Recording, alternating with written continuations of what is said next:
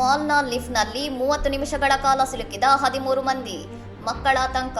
ಸುರಕ್ಷತಾ ವ್ಯವಸ್ಥೆಯ ವೈಫಲ್ಯಕ್ಕೆ ಸಾರ್ವಜನಿಕರ ಆಕ್ರೋಶ. ಉತ್ತರ ಪ್ರದೇಶದ ಬರೇಲಿಯಾ ಸಿಟಿ ಸೆಂಟರ್ ಮಾಲ್ನಲ್ಲಿ ಭಾನುವಾರ ರಾತ್ರಿ ವಿದ್ಯುತ್ ಕಡಿತಗೊಂಡ ಹಿನ್ನೆಲೆಯಲ್ಲಿ 13 ಮಂದಿ ಲಿಫ್ಟ್ನಲ್ಲಿ ಸಿಲುಕಿಕೊಂಡು ಅರ್ಧ ಗಂಟೆಗೂ ಹೆಚ್ಚು ಕಾಲ ಭೀತಿಯ ಕ್ಷಣಗಳನ್ನು ಎದುರಿಸಿದ್ದರು. ರಾತ್ರಿ 10 ಗಂಟೆ ಸುಮಾರಿಗೆ ಸಂಭವಿಸಿದ ಈ ಘಟನೆಯಲ್ಲಿ ಸಿಲುಕಿದವರಲ್ಲಿ ಮಹಿಳೆಯರು ಮತ್ತು ಮಕ್ಕಳಿದ್ದರು. ಲಿಫ್ಟ್ ಒಳಗಿನ ಉಸಿರುಗಟ್ಟುವ ವಾತಾವರಣದಿಂದಾಗಿ 17 ವರ್ಷದ ಶಾಲಿನಿ ಎಂಬ ಬಾಲಕಿ ಪ್ರಜ್ಞೆ ತಪ್ಪಿ ಬಿದ್ದಿದ್ದಾಳೆ. ಮಾಲ್ನ ತುರ್ತು ಸಹಾಯವಾಣಿ ಸಂಖ್ಯೆಗೆ ಕರೆ ಮಾಡಿದರೂ ಸ್ಪಂದನೆ ಸಿಗಲಿಲ್ಲ ಮತ್ತು ಭದ್ರತಾ ಸಿಬ್ಬಂದಿ ತಕ್ಷಣ ಲಭ್ಯವಿಲ್ಲದಿದ್ದುದು ಸಾರ್ವಜನಿಕರ ತೀವ್ರ ಆಕ್ರೋಶಕ್ಕೆ ಕಾರಣವಾಯಿತು.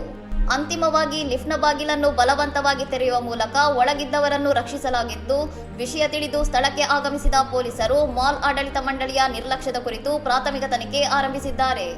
ಪ್ರಾಥಮಿಕ ತನಿಖೆಯ ಪ್ರಕಾರ ವಿದ್ಯುತ್ ಕಡಿತದಿಂದಾಗಿ ಲಿಫ್ಟ್ನ ಸಂವೇದಕಗಳು ಸ್ಥಗಿತಗೊಂಡಿದ್ದವು. ಈ ನಡುವೆ ಒಳಗಿದ್ದವರು ಬಾಗಿಲು ಒದ್ದಿದ್ದರಿಂದ ಪರಿಸ್ಥಿತಿ ಇನ್ನಷ್ಟು ಹದಗೆಟ್ಟಿದೆ ಎಂದು ಅಧಿಕಾರಿಗಳು ಮಾಹಿತಿ ನೀಡಿದ್ದಾರೆ. ಎಸ್ಪಿ ಸಿಟಿ ಮಾನುಷ್ ಪರೀಕ್ ಅವರು ಘಟನೆಯನ್ನು ಗಂಭೀರವಾಗಿ ಪರಿಗಣಿಸಿದ್ದು, ಸಿಸಿಟಿವಿ ದೃಶ್ಯಾವಳಿಗಳ ಪರಿಶೀಲನೆ ಮತ್ತು ಮಾಲ್ನ ತಾಂತ್ರಿಕ ಸುರಕ್ಷತಾ ವ್ಯವಸ್ಥೆಯ ಕುರಿತು ಕೂಲಂಕುಷ ತನಿಖೆ ನಡೆಸಲಾಗುತ್ತಿದೆ ಎಂದು ತಿಳಿಸಿದ್ದಾರೆ. ಇನ್ನಷ್ಟು ಸುದ್ದಿಗಳಿಗಾಗಿ ನೋಡ್ತಾ ಇರಿ ಸೌರಂ ಟಿವಿ.